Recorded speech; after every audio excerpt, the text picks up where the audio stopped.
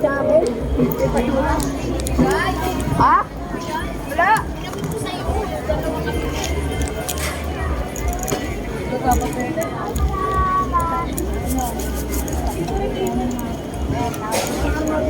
Sa labas. Ha?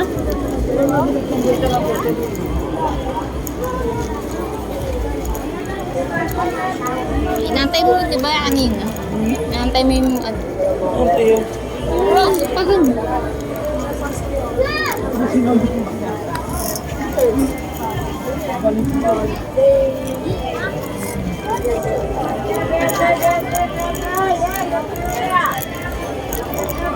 buhay po. Pwede tikman.